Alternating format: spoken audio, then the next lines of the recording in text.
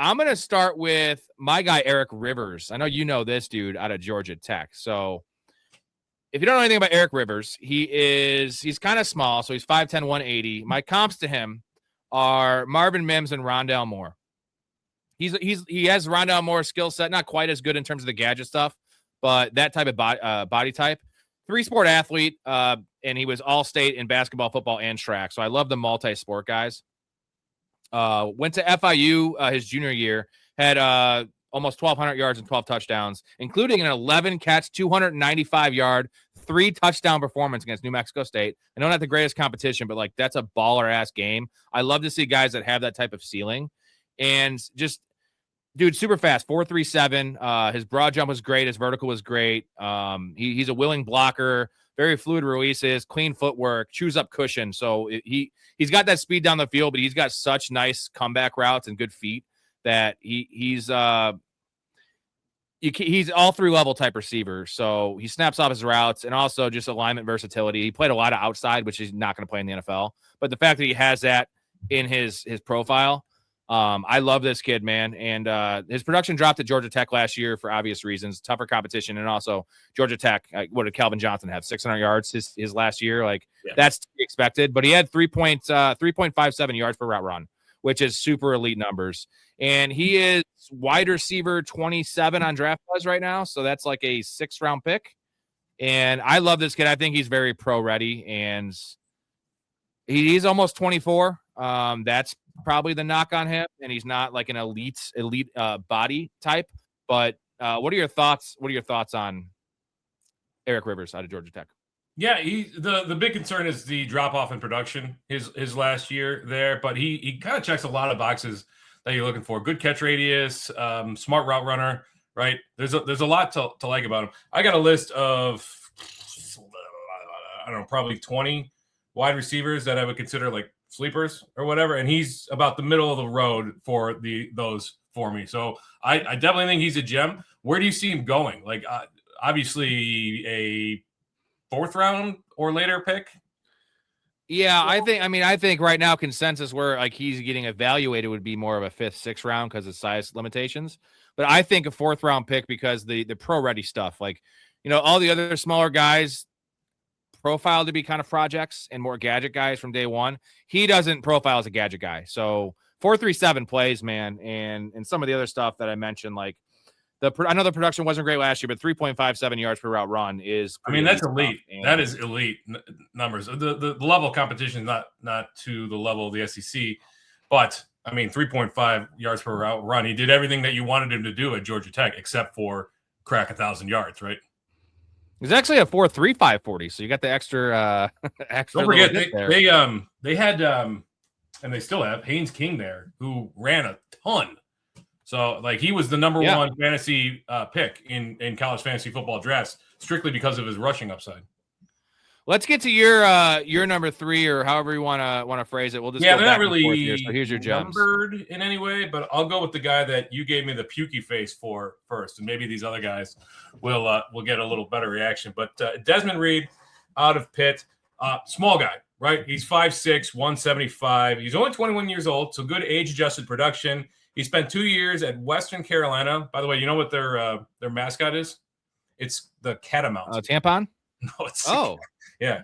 And then 2 years at Pitt. He's undersized but explosive off the line. I mean, he behind the line. He's a space player with elite receiving chops. You really like to see that, especially in a lower level competition. Immediate impact after jumping levels from Western Carolina to Pittsburgh. He didn't just like survive at Pitt. He thrived there. He's dangerous in the open field, forces mixed tackles at an extremely high rate, high targets for a running back. So for me, it's a guy I'm willing. It's not the profile that you want to see for an every down back, but this is a scat back guy that can do more than one thing on the field. The league is trending towards these pass catching specialists playing a much larger role. He fits that mold perfectly for me. And the fact that he translated to Pitt and still continued to produce at an elite level gives me hope that he can kind of fill in kind of like a Theo Riddick type or a James White type on the right in the right system. Yeah, this running back class is kind of devoid of like true pass catching running backs. But if you recall, so 2 of your 3 guys, I don't want to name the other guy, but 2 of these 3 guys were on my hate list that we did this on this very program story. And this guy I had him lowest because his draft capital is gonna be low. He's like a 5th, 6th round pick. I quote myself, he's not an NFL player, and that's why I hated him. Because obviously it's hard to hate a guy going in the 5th round. I just didn't see him like run away from people in the open field, and he's so small. And I will say his receiving profile is elite. He does have that, but he's just so stinking small. And I guess he's 5'5", 175, right? So technically, like BMI wise, he's not that small. 5'5". He's 5'6", 175. Whoa, pardon me. So yeah, it's just a dangerous type player that he's got to go to the right situation. And like, I'm just going to give you Brashard Smith last year, who is such a better prospect than this kid. And like, he still couldn't find the field. I know he was on a win now team supposedly, but that's my worry is like, you look at Brashard Smith's profile and Brashard Smith's a better player. Would you agree? Way better player coming out. The nice thing about this guy's profile is he probably is going to lead all day 3 rookie running backs in receptions next year. So for a 4th round rookie pick, like you could do a lot worse. Like that's the kind of profile that I'm going to take a stab on in most dynasty leagues or PPR. I think there's a PPR. And what's the worst case scenario? He ends up like a Brashard Smith or a Quint Allen. You end up dropping him anyway. Oh, no. Worst case scenario, he doesn't see the field at all because he's tiny and he's not an NFL player. He might be a great punt returner, but I'm just saying. Oh, sorry. Whoops. That came up there. It's fine. Hey, we don't have to agree on everything. And this is one I definitely am not going to agree with you on. But that's why this show is great, because we're not just going to fucking suck each other off the whole time. Although I wouldn't mind that because you're a handsome guy. I am. Thank you. Appreciate that.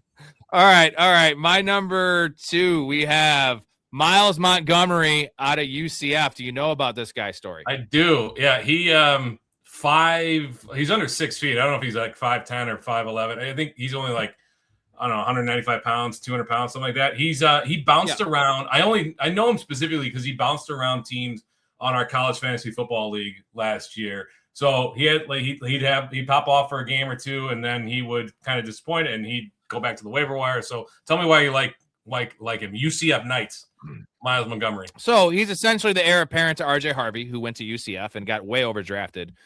And I liked RJ Harvey coming out. I liked him because he was profiling as a 4th round pick, and I was like, this guy is going to be something in the NFL. And then when he got drafted in the second round, I was like, that's too high for him. And I feel like these guys, I don't think RJ Harvey's much better than him. So that's why I like him. And he was not even listed on DraftBuzz or ESPN. And they go like 35, 40 running backs deep. So he wasn't invited to the combine. And then his pro day, so he ran a 4.39 at 200 pounds, 22 bench press reps, tied for 3rd among all running backs. There's some monsters in this class weight-wise. 10.5 foot broad jump, tied for 3rd, and a 4.25 shuttle time, which would have ranked 1st among running backs who participated in the combine. So the metrics are awesome. Now, the production on the field was not elite. It was 10 starts, 705 yards, 4 rushing touchdowns. He added 17 catches, though. And I just like this guy's profile, and I love his film. And this dude runs really hard. And, like, we see Bucky Irving do it. Like, this college film, I know it's at UCF, but we just saw RJ Harvey get drafted out of UCF. So it's like, I don't think he's going to have high draft capital. I just love the way this guy plays. He's a 3-down back. He is not a bad pass protector. He's got some work to do, but the tape's great and the measurables are off the chart. The fact this guy was not invited to the combine and he put up these kind of numbers.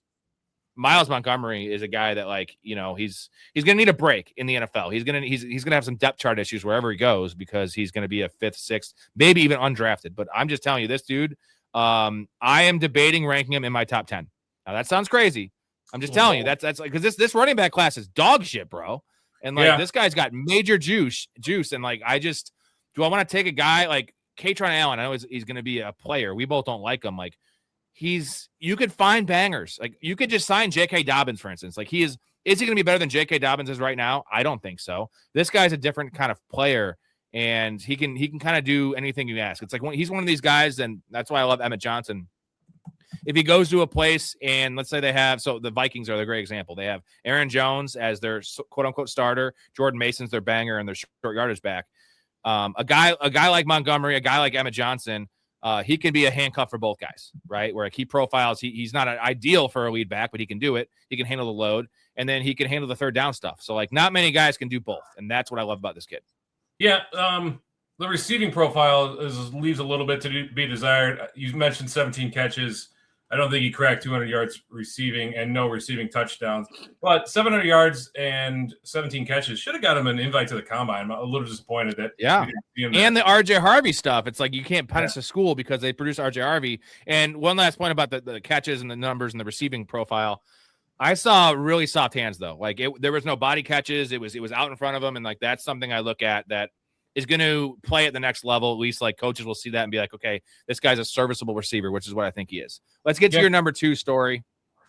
Okay. Where did it go? I've got Fantasy Gem number 2, Jeff Caldwell out of Cincinnati. All right. I approve this one. This one I actually love, story. All right. Well, we're on the same spoiler. page. I don't like the last one, but I know. But you know what? I might. You could sell me on the last one. You could sell me. You could sell me on the last one, but just not your little 200 pound if he's wearing 40 pounds of clothes running back. Fair enough. Spoiler alert. Also, great hands, Brendan Thompson, but we'll get there. Spoiler alert. This is the second Cincinnati Bearcat that's going to be on my list tonight. But Jeff Caldwell, 6'5", 216, 23 years old. He spent 3 years at Lindenwood, if you're familiar with that college, the Lindenwood Lions, and then he went to Cincinnati for his senior year. He's got a very smooth, well-rounded profile, right? He's got strong route running, very good foundation. He wins with timing, with leverage, and body control rather than elite dominance. You know, he's not going to dominate guys, but he's one of those position guys that is going to be at the place that you want him to be. He's a reliable target earner. I mean, he's very QB-friendly profile. So give me a place that has a timing-based system, a quarterback that thrives on that. He's going to get consistent target share. I mean, he's a chain-moving type guy, strong catch rate versus coverage, actually nearly an elite catch rate versus coverage, high catch per target efficiency, solid rate versus man. Zone's a little bit of a weaker profile, but this is one of those. I think he's going to do better in the NFL than in college box scores kind of guy. Coaches trust guys like this that are just reliable on the field. Now, I will say there are some red flags here, right? He doesn't have elite burst or speed, but that's not really what his game is. And so he's never going to be an alpha. He's never going to command 140 targets. But I think he's a late round stash that could turn into a guy with upside. He's super raw, right? He only played 1 year. Did I see that right? When I was trying to look at his receiving profile, and he played 3 years at Lindenwood and then a year at Cincinnati. Okay, so that's why I couldn't find 1 year how Lindenwood is. Division 1A. Right, that's why it didn't show up on College Football Reference. He's a 4.35 guy though, but he profiles as like a big slot receiver, correct? I mean, he's 6 foot. What did I say? 6'4", 6'5", 216. Yeah. And yeah. So you know what he kind of reminds me of? He's and Luther Burden was also very raw, like a Luther Burden type, but he's way bigger. And like Luther Burden fucking dominated. Yeah. So this is like an X factor of X factors in this draft, because you could see someone getting really obsessed, a team getting obsessed with the size, speed, the raw ability, and like it's essentially up there with Chris Brazzell and some of these other guys, Ted Hurst, but he's not being talked about at all with these guys. So like this could be like a 3rd rounder anywhere like to 6th round, right? Like that's it. Like, yes, that's the thing. Like somebody could fall in love with the size speed combo and the locker room guy, the intangibles, take him in the 3rd round, and it's one of those surprises of the draft. Or he could easily fall into day 3, end of day 3, around 6 kind of guy. Outside shot, he doesn't get drafted. I think he will find a home on an NFL team. Yeah, he will. But yeah, I do like the profile, and I think there's a chance that he can turn into a very solid 2 in the league. Not like a Higgins, but you know how most guys, like you want them to be bigger than they are on film. Like this guy, I thought was smaller. Like when I watched him, I was like, and I saw his size, weight. I was like, he plays like a 6'1", like he plays like Luther Burden, a 6'1", 200-pound receiver. And then you look at the measurables, you're like, how is this guy 6'5"? How did he run a 4.3 in the 4.3s? And it kind of reminds me of Dante Thornton, but the problem is Dante Thornton is is allergic to the slot. He could not play in the slot ever. He has no skills there. This guy is a slot receiver. Now he is raw, but like that side, like you just don't get that in the slot. That's a weapon to have at that size, that speed, playing at the slot corner or a safety or possibly a linebacker. Like that's unheard of, man. So this is a big wild card for this draft that I feel like no one's really talking about. And I appreciate you bringing him up because he's the guy that was hard for me to get a handle on just because I didn't know what I was watching because it's a limited sample, limited film, but the measurables are elite. But I feel like he's more polished than a guy that's just going to get drafted for his measurables. Yeah, and we'll see. And most of these guys are probably going to end up washing out in the league, but these are the profiles that we're taking stabs at. Well, speak for yourself. My guys are all going to be Hall of Famers. Just kidding. All right, my third guy. This is my favorite. This is actually my number one, Lewis Bond. We chatted about him a little bit. Story out of Boston College. Now, Boston College is a despicable program. They get their brains beaten in every year. What did they win? 2 games? It was awful, right? It was just terrible stuff. Dude, but real quick tangent. So I was in Boston this past week for a show, and the last night we end up at this weird like Italian restaurant / bar, and then they close and they send us to a place called Eddie Bitty's, and it's this Boston Irish bar in Seaport, and it is the most Irish like Boston place I have ever seen in movies or anywhere. We walk in, we're like, we got to do Guinness, right? We got to do Jameson. So we're like, 2 Guinness, 2 Jamesons. He's like, 2 Guineas, 2 Jamos. Anyway, Boston College, Lewis Bond. Fucking Lewis Bond, man. This dude, like, again, this guy, Draft Buzz, has 55 or 58 receivers listed on this year's page and draft and profiles. He's not listed on Draft Buzz. Like, I don't get it. He's a 3-star recruit, so it wasn't like he was a nobody. And I watch this guy. I see Mekhi Lemon. Like, I see Mekhi Lemon. Honestly, that's what I see because no one's talking about Mekhi Lemon being this, this combine hero and because he didn't do anything in the combine. It's just the tape is great with Lemon. Well, the tape is great with Lewis Bond. This dude is compact. He is super shifty. Let's see what his production was. It wasn't the greatest thing in the world, but it was 1,000 yards last year, if I remember correctly. Yeah, dude, and he's a up? small version of Keenan Allen, dude. I'm trying to find it right now. Sorry. He's a small version of Keenan Allen. If you have not seen Lewis Bond play, like this dude's a quarterback's best friend. Now he struggles with quick twitch stuff and like he can get destroyed by some press man. I understand all those kind of things, but you're looking at a guy who you can get at a fucking value. That's day one. If you need him to play day one, this dude can play. I love this kid, and I'm so glad I stumbled across this film because, like I said, he wasn't listed on any of these sites, and like I didn't profile all 58 guys on Draft Buzz, so like I only went like 35 deep because I don't have time to watch 58 guys story. And did you know about him before this process, just based on playing fantasy? I was familiar with Lewis Bond. But the problem is like, so he broke out a couple of years ago with I don't know 6 or touchdowns or something like that. But he, how many touchdowns did he have last year? I don't think he had very many, right? I think it was 8 touchdowns last year, but I can double check that. Hold on a second. Lewis Bonds. All right, so we need a stat guy. ESPN, 88 receptions for 993 yards and 1 touchdown last year. So really 1 touchdown? Touchdowns went down. Yeah. Now, well, he played for Boston College though. Yeah, maybe it was just the environment that he was. 88 catches though, dude. 88 catches, like that plays. 67 catches a year prior. So he only has 11 touchdowns in his career. And this is not a good comparison, but Trey McBride had how many catches at what was it? Colorado State? Yeah. He had like 2, 4. I'm just saying Trey McBride was a tight end. So like I'm not gonna go off touchdown production. I see 88 catches. I see the film. This dude is a quarterback's best friend. He's always open. Dude uses his body well, leverages corners well. He profiles as a slot receiver in the NFL, but so does Mekhi Lemon. And Mekhi Lemon's a top 10 pick by some people. Get the fuck out of here. I'm not saying this guy's better than Mekhi Lemon, but when I watch the film, I know it's different caliber of defenses. I don't care. He also had a shit quarterback.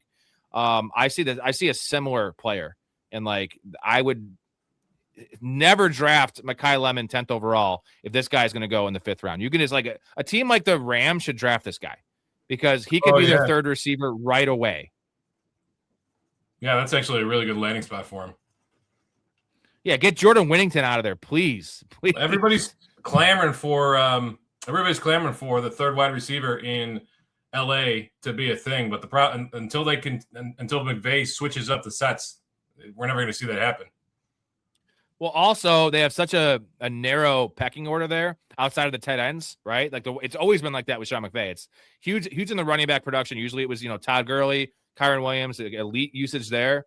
And then the number one, the Puka Nacua, Cooper Kupp role is huge. And they have a guy that catches touchdowns. Like that's what happens. And now it's gone more to the 12, 13 personnel, which is rotating tight ends. So like, when is their third receiver going to see the field more than 60% of the time? Unless when they're losing games, guess what, Story? They're not going to be losing a lot of games this year. How about you draft a left tackle? This is draft a left tackle. This is a bit of a side thing, but do you think that you think the Rams draft they will draft a quarterback, but you think they draft somebody high this year? Who's that? The Rams. What do you mean somebody high? I'm confused. Well, like a second round pick or a third round pick. I mean, they will draft a quarterback at some point, I assume. But oh man, they shouldn't. They're in. I get like the idea of like it's like rebuilding when you're not rebuilding, but they're in. After what happened last year, that loss they had, they shouldn't have lost that game. This is Matt Stafford. Matt Stafford probably will have 2 years left. With also look at the history, Aaron Rodgers is still playing. What Tom Brady did late in his career. It's not just a 1 year thing. You probably have 2 years of Matt Stafford, and like you need to win a Super Bowl. So I'm not more. A third round pick can be very important, especially for an extra offensive lineman. There's 6 offensive linemen, and some more depth on the defensive line. Like I know their cornerbacks are better now, but maybe get an extra corner. Like just don't draft in this quarterback class. Like taking Carson back, he's not the answer. I'm sorry, you're not winning a Super Bowl with Carson back. So like that's a wasted pick. It insulates you to like from having like a really bad year and having that true transition year, which we hate. But like the Rams did that already, and they came back and they traded all their picks for Jalen Ramsey, and they rebuilt that defense. So they can find a quarterback. I mean, they can find a quarterback. You know what I mean? All right, you have a third gem to talk about. I know he's your third, but what do you got? He's your favorite guy in the entire world. His name is Brennan Thompson, and he's out of Mississippi State. Little smaller guy, 5'9", 165, 22 years old, so not bad. He's bounced around a little bit. Played for Texas in 22. He played for Oklahoma for a couple of years. Then he played for Mississippi State last year. Had a breakout season for Mississippi State last year. This guy's a speedster, pure speed element. He stretches the field vertically. We saw that game in and game out. I think he had like 8 games last year of 80 or plus yards. I'm hopeful this translates to more consistent usage because he's a guy that can flip field positions, right? High average depth of target, 18 point something or other yards per reception last year, 1,000 yards, 6 touchdowns. This guy is very explosive play dependent. I think he's a really great best ball player. I think he's a great dynasty pick. This is a manufactured touch kind of guy for this speed. Somebody's going to fall in love with this profile, with this speed, right? And hopefully he gets on the field, creates some splash plays. Best ball is where he's really going to matter. Dynasty, he's a stash guy. He's a late round, late third, early fourth stash guy with upside. So multiple 100-yard games as a rookie and 400-yard games last year, 6 touchdowns, 1,000 yards. I think it's a really safe bet. Not a safe bet. It's not. None of these guys are safe bets, but I think it's a really solid bet. It's a risky bet, but I think it's a solid bet. So I don't hate him. I don't hate him like I hate Desmond Reed. Like Brennan Thompson, I actually like the player. My concern is the history of these guys that run elite 40s, all bust. And part of that is they get overdrafted and they get thrown into roles too soon in their career. And like Xavier Worthy, for instance, if he wasn't a first round pick and they took him in the 3rd round where he probably should have gone if he didn't run that amazing 4.2 140, we wouldn't be talking about Xavier Worthy as a bust. We'd be like, okay, it was a fine 3rd round pick, right? It's just the fact that he was 21st overall because of that 40 time. Now he's a bust. So like Brennan Thompson should probably be a 5th round pick, and I would love it there. But damn well, Story, someone's going to see, was it 4.26 40? Yeah. Someone's going to see that and disregard the clear size concerns and some of the rawness, and he needs a little bit, he needs to kind of marinate a little bit, and they're going to take him in the 3rd round. Like these players don't fall past the 3rd round because they have not elite speed, they have generational speed. And there's like 1 or 2 guys every draft that have it. And I don't even want to bring up John Ross's name because that was a top 5 pick, right? Top 10 pick. He got a second contract. Don't forget that. Yeah, but that's just because of the speed. People are like, okay, he can fly. Who's the guy that the Rams, the super speedy guy that the Rams drafted, and then signed his second contract on what's the show in the summer that HBO always does? Hard Knocks. Hard Knocks. Yeah, remember this guy I'm talking about? No, I'll look at it. He's probably on the fucking list that I put a week ago on here. That all the guys that run sub 4.32. And Tyreek Hill was the only one that was successful, and he actually didn't run that at the combine. So that's my concern, is he's going to be overdrafted. So, I mean, I guess that shouldn't affect my idea of him as a player. But, again, I love him much more where he should go, which is 5th round. Dude, these small guys, and I'm not even talking about the real late guys, but I'm talking about Zachariah Branch. I'm talking about Deion Burks, and I'm talking about Brennan Thompson. Like, those 3 guys, they're gonna, like, they're rare breeds in the NFL. And, you know, like, you see a guy like Tutu Atwell who has had a role in the NFL, right? But he just never, like, what is Tutu Atwell? He's just a guy eating up routes. You know what I mean? Yeah. Well, I mean, he's gone. Like, where did he go? Miami, right? So the Rams need a speedster. I think that's a good fit there. I mean, Xavier Thomas is another guy that keeps getting brought up as one of these speedster guys. He's been linked to LA as well. So it's I mean, you got to bet on if somebody's going to fall in love with it. I'm not saying it works out all the time. Clearly it doesn't. Sky Moore, right? But things could. And that's what we're doing this exercise for, right? I mean, I got a whole list of guys that I could have gone over, but these are the 3 guys that stood out to me.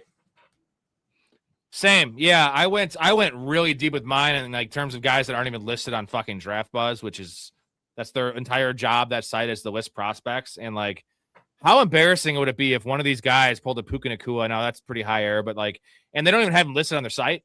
Like, at that point, like, shut down the site, man, because you're not covering the right guys. And, like, just because a guy isn't invited to the combine doesn't mean that they won't have a career. I mean, again, people laughed at you for fucking touting Puka Nacua, including myself.